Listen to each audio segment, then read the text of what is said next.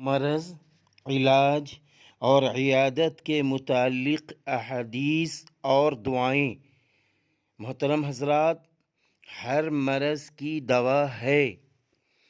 حضرت جابر رضی اللہ عنہ سے روایت ہے کہ ہر بیماری کی دوا ہے۔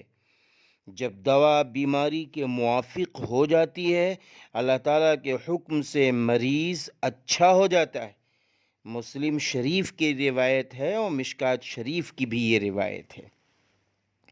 سنن ابی داؤد میں حضرت ابو درداء رضی اللہ عنہ سے روایت ہے کہ جناب رسول اللہ صلی اللہ علیہ وسلم نے ارشاد فرمایا، بے شک اللہ تعالی شانو نے مرض بھی نازل کیا اور دوا بھی اتاری، اور ہر مرض کے لیے دوا بھی پیدا کی، اس لیے دوا کرو، البتہ حرام چیز سے دوا مت کرو۔ زاد المعاد۔ علاج کا اہتمام اور اس میں احتیاط۔ حضور اکرم صلی اللہ علیہ وسلم حالت مرض میں خود بھی دوا کا استعمال فرمایا کرتے اور لوگوں کو علاج کروانے کی تلقین بھی فرماتے، اور ارشاد فرمایا کرتے، اے بندگان خدا، اے بندگان خدا، دوا کیا کرو، کیونکہ خدا نے ہر مرض کی شفا مقرر کی ہے بجز ایک مرض کے۔ لوگوں نے پوچھا وہ کیا ہے؟ صحابہ اکرام رضی اللہ عنہم اجمعین نے پوچھا وہ کیا ہے؟ آپ صلی اللہ علیہ وسلم نے فرمایا، بہت زیادہ بڑھاپا۔ یہ ترمذی شریف کی روایت ہے۔ حضور صلی اللہ علیہ وسلم بیمار کو طبیب حاذق سے علاج کرانے کا حکم فرماتے اور پرہیز کرنے کا حکم دیتے۔ زاد المعاد۔ حرام اشیاء کو بطور دوا بھی استعمال کرنے سے منع فرماتے اور ارشاد فرماتے رسول اللہ صلی اللہ علیہ وسلم کہ اللہ تعالیٰ نے حرام چیزوں میں تمہارے لیے شفا نہیں رکھی۔ زاد المعاد۔ یہ غور سے سن لیں، ہاں علاج کرانا ہے مگر حرام چیزوں سے نہیں۔ فرمایا رسول اللہ صلی اللہ علیہ وسلم نے کہ بیماری آنے سے پہلے تندرستی سے کچھ فائدے لے لو اور مرنے سے پہلے اپنی زندگی کے پھل اٹھا لو۔ یہ عقل مند کی نشانی ہے۔ مطلب یہ ہے کہ تندرستی اور زندگی کو غنیمت سمجھو اور نیک کام میں اس کو لگائے رکھو، ورنہ بیماری اور موت میں پھر کچھ نہ ہو سکے گا۔ چڑیا چن گئی کھیت تو اب پچھتائے ہوت کا۔ موت کی یاد اور اس کا شوق یہ کس لیے ہے؟ اس پہ غور کرنا چاہیے۔ حضرت ابو ہریرہ رضی اللہ عنہ سے روایت ہے کہ رسول اللہ صلی اللہ علیہ وسلم نے ارشاد فرمایا، لوگوں موت کو یاد کرو اور اس کو یاد رکھو جو دنیا کی لذتوں کو ختم کر دینے والی ہے۔ سنن ابن ماجہ۔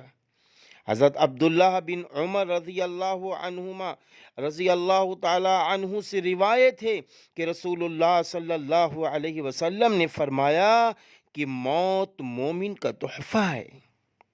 معارف الحدیث۔ ہمیں موت سے نہیں گھبرانا ہے۔ موت ایمان کی حالت میں آئے، کلمہ پڑھتے ہوئے آئے، ہماری پچھلی زندگی قرآن و حدیث پہ گزرتے ہوئے آئے۔ بیماری میں ہمیں چند باتوں کا بھی خیال کرنا ہے کہ اجر و ثواب کن چیزوں سے ملتا ہے۔ ذرا غور کیجئے۔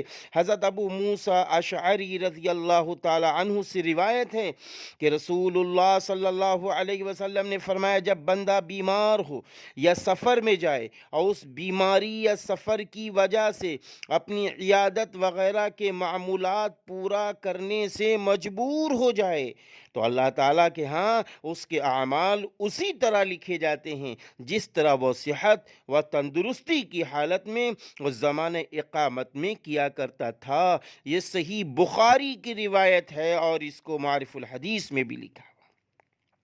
اب سوچئے کہ ہمیں اپنی تندرستی کے زمانے میں کیسے عبادت کرنی چاہیے، نمازوں کی پابندی، قرآن پاک کی تلاوت، حلال روزی کما رہا ہو، تہجد کی نماز پڑھ رہا ہو، اللہ اکبر، ماں باپ کی خدمت کر رہا ہو، پڑوسیوں کا حق ادا کر رہا ہو۔ اور ایک بات سن لیجئے، تکلیف کی وجہ سے رفع درجات، ہاں، حضرت محمد بن خالد سلمی رضی اللہ تعالی عنہ اپنے والد سے روایت کرتے ہیں، اور وہ ان کے دادا سے، کہ رسول اللہ صلی اللہ علیہ وسلم نے فرمایا، کسی بندے مومن کے لیے اللہ تعالیٰ کی طرف سے ایسا بلند مقام طے ہو جاتا ہے جس کو وہ اپنے عمل سے نہیں پا سکتا۔ اللہ تعالیٰ اس کو کسی جسمانی یا مالی تکلیف میں یا اولاد کی طرف سے کسی صدمہ یا پریشانی میں مبتلا کر دیتا ہے، پھر اس کو صبر کی توفیق دے دیتا ہے، یہاں تک کہ ان مصائب و تکالیف پر اور ان پر، یعنی ان پر صبر کی وجہ سے اس بلند مقام پر پہنچا دیا جاتا ہے جو اس کے لیے پہلے سے طے ہو چکا تھا۔ معرف الحدیث، مسند احمد، سنن ابی داود کی روایت ہے۔ حضرت ابو سعید خدری رضی اللہ تعالی عنہ رسول اللہ صلی اللہ علیہ وسلم سے روایت کرتے ہیں کہ مومن کو جو بھی بیماری، جو بھی پریشانی، جو بھی رنج و غم اور جو بھی اذیت پہنچتی ہے، یہاں تک کہ کانٹا بھی اس کے چبھتا ہے، اللہ تعالیٰ ان چیزوں کے ذریعے سے اس کے گناہوں کی صفائی فرما دیتا ہے۔ ماشاءاللہ، یہ ہے اللہ کا نظام۔ صحیح بخاری اور مسلم شریف اور معارف الحدیث کی یہ حدیث ہے۔ آئیے حالت مرض کی حالت میں ایک دو دعائیں بھی سن لیں۔ جو شخص حالت مرض میں یہ دعا 40 مرتبہ پڑھے، 40 مرتبہ پڑھے، اگر مرا تو شہید کے برابر ثواب ملے گا، اور اگر اچھا ہو گیا تو تمام گناہ بخشے جائیں گے۔ وہ کیا ہے؟ لا الہ الا انت سبحانک انی کنت من الظالمین۔ پھر سن لیجئے، لا الہ الا انت سبحانک انی کنت من الظالمین، 40 بار۔ اور اگر مرض میں یہ دعا پڑھے، یعنی یہ بھی دعا پڑھ لے، اور اگر اسی حال میں انتقال کر جاتا ہے تو دوزخ کی آگ نہ لگے گی۔ اللہ اکبر۔ وہ دعا کیا ہے؟ لا الہ الا اللہ، اللہ اکبر، لا الہ الا اللہ وحدہ لا شریک لہ، لا الہ الا اللہ، لہ الملک وَلَهُ الْحَمْدُ لَا إِلَهَ إِلَّا اللَّهُ وَلَا حَوْلَ وَلَا قُوَّةَ إِلَّا بِاللَّهِ۔ یہ ترمذی شریف کی روایت ہے، نسائی شریف کی روایت ہے، ابن ماجہ کی روایت ہے۔ یہ دعائیں ہمیں بھی یاد رکھنی چاہیے۔